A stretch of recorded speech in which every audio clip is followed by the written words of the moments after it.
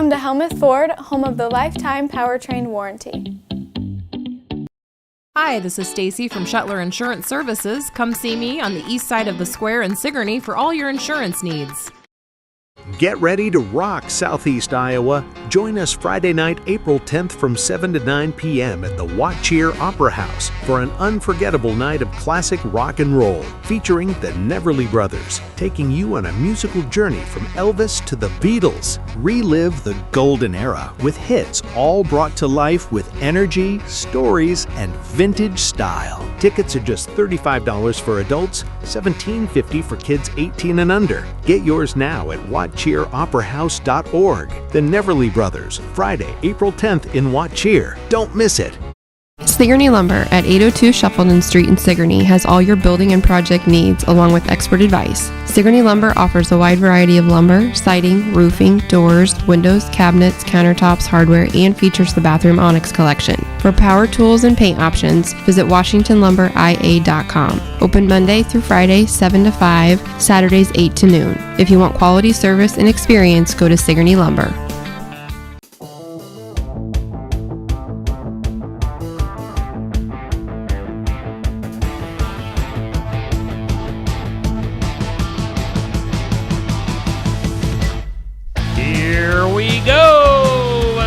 Edition of Real Talk here on Steve Shuttler Media, Facebook and YouTube.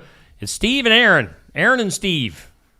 And we want you to listen to Real Talk and all of the other fine selections on Steve Shuttler Media. There's always something interesting going on around here, but today it's Real Talk, in which we talk about real topics. Yeah. Last week was a recorded show, and we were wondering if Iowa would make it to the Final Four. And how did we do, Steve? Close. We've got to the Elite Eight. Played Illinois in a really good game. Knocked off number one seed Florida by 1 point, and that would talk about a barn burner. Come on, that was about as exciting as Iowa basketball has been since 1987. Something like that. Something like that. And then we got to end Nebraska's season to go along with that. I mean, what more could you ask for? Yeah. Then that was an exciting game too. So, and then we were just chatting here in the studio about hope, which will be our topic for the day, which is appropriate since it's Easter season. I mean, Easter was 2 days ago, but it's appropriate to talk about Easter 2 days after the fact. Hope, and it's been a long time since we had this much hope for Iowa basketball. Yeah. And there's some other programs out there that have absolutely zero hope. Tennessee women, the whole roster has been cleared out. Everyone who didn't graduate, everyone is in the transfer portal. Wow. Iowa State women. They're all jumping ship. If not the whole roster, it's pretty brutal out there, which is too bad. Like, obviously, I think you all know Steve and I are primarily Hawkeye fans, but at least I personally, I'll cheer for the Cyclones if they're not playing the Hawks. Sure. And we're all Iowans here, and of course I got two kids at Iowa State, so we got to cheer for the Clones too. But there must not be very much hope in those programs. As opposed to, like, have we heard about any men at Iowa entering the transfer portal? Not yet. I'm sure there will be, but not yet. Yeah, probably further down the roster, right? Like somebody who says, you know what, maybe I'm not going to be playing at a Big Ten school. Maybe I'll get some court time, down in the MAC or Ohio Valley or something like that. So, but Coach McCollum is definitely staying. He actually refused to even talk to North Carolina, who is like tippy top of the basketball world. He's like, nah, I'm good at Iowa. Thanks anyway. And that there's a man with hope who hopes that he can do just as well at Iowa as he can at North Carolina. Yeah. And that gives the rest of us hope. So hope is kind of one of these I just lost a word. It fell out of my brain. Contagious. Yeah. Hope can be contagious, at least among those who are open to hope. How are we feeling about the upcoming football season? I mean, I kind of have a lot of hope. Right now, I'm feeling great. My expectations are always, and I say it all the time, 7-5. Those are my expectations. Generally, they've been doing better than that the last few years, though. Yeah, it's been pretty steadily like 9-4 for a while. So who knows? I just kind of look at the schedule and the guys coming back, and it seems like the offense is starting to gain some steam, and so we look forward to the future. And I want to point this out about energy, because hope produces emotional and spiritual energy. You know what I mean? And I think this is a really vital topic right now, and probably will be for a whole generation. As I watch the news, not just from the United States, but from around the world, and as I talk to young people, Gen Zers, there's kind of a I like to use the word zeitgeist, which my son, who studied, he's a Gen Zer, he studied German a little bit. And zeitgeist literally means time ghost. Okay. But it kind of translates a little bit better into English as like the spirit of the age, or the, just kind of the cultural atmosphere. So the zeitgeist in Gen Z, a lot of observers are saying is kind of despair. And I was talking about that with some young men at the church, and I said, hey, this is what people are talking about your generation. Is that actually a thing? And they kind of looked around and they were like, yeah. There's a lot of despair out there. And I said, okay, so what are the causes and what are the manifestations of despair? And they started talking about how certainly their generation feels like economic opportunity is shrinking, and especially the price of owning a home. And I guess, I don't know, our generation, Steve, we're both Gen Xers, and we're kind of called the lost generation, or the generation that, the boomers and the millennials fight, as if we're not even there. Yeah. And we're like, whatever, which is the rallying cry of our generation. The great rallying cry, right? Need to make a sign. Whatever. Yes. If Gen Xers went to protests, which we don't, because in some ways we're a generation that doesn't have a whole lot of hope either. We're just kind of like, okay, the boomers are gonna be boomers, and the millennials are gonna complain about the boomers while they eat their avocado toast, and the boomers are gonna criticize the millennials for eating too much avocado toast, and we're just gonna put our heads down and get our business done and go about it. But the Gen Zers are looking at the world around them and saying, just something like the simple dream of owning your own house feels like that dream is slipping away. In a way, I don't think that was an issue for our generation, was it? I mean, like my peers, I don't think so. My best friend was like 23 when he and his wife bought their first house.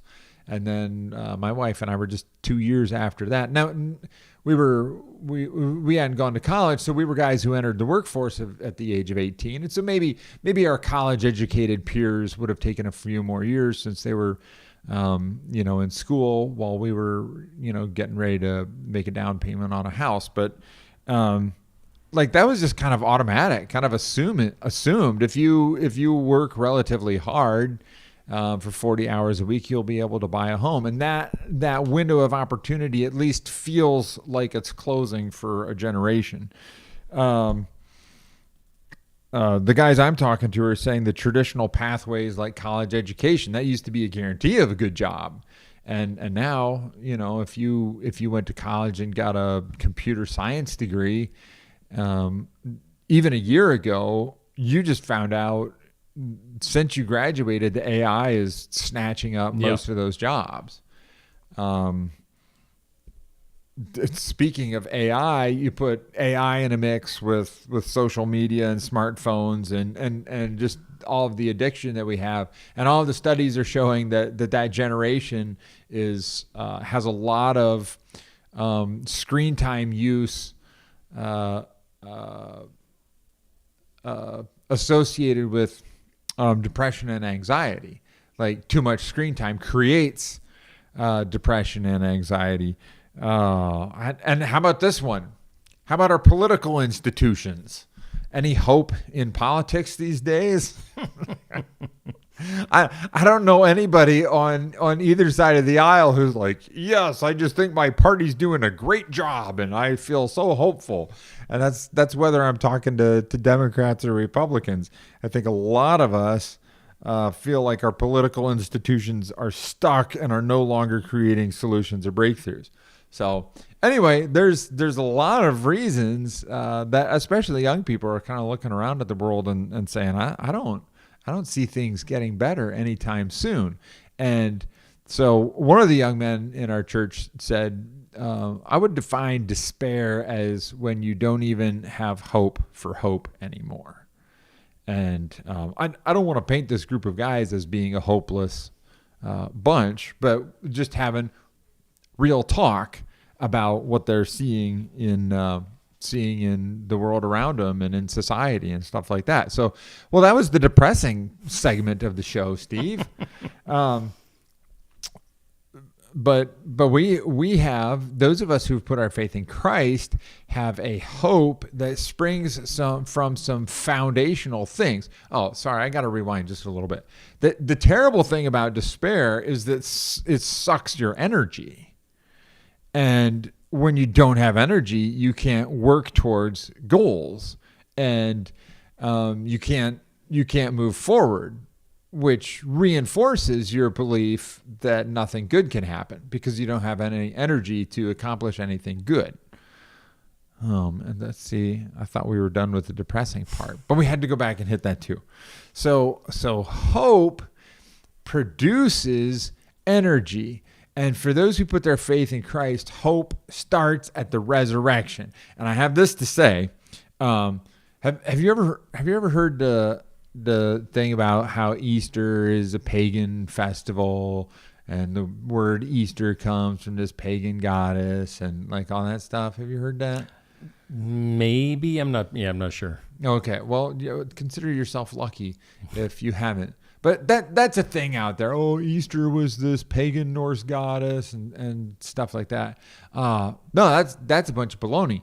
Actually, where the word Easter comes from, it's from the old kind of like Proto-Germanic word for dawn, and the Germanic peoples like in Saxony and places like that, they called that time of year, like, March, April, May, they called that time of year Easter because the days were getting longer and the sun was coming up earlier.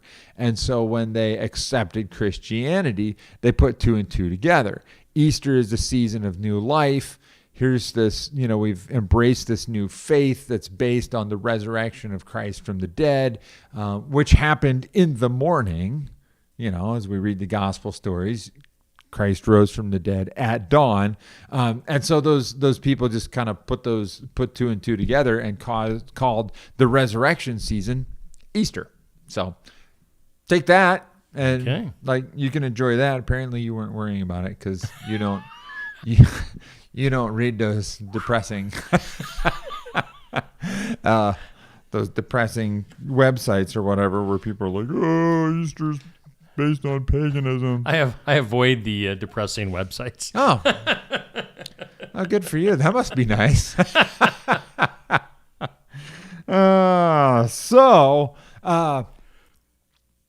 And here's another depressing thought that you get from some people who say that they're Christians and they're like, I believe in the teachings of Jesus, but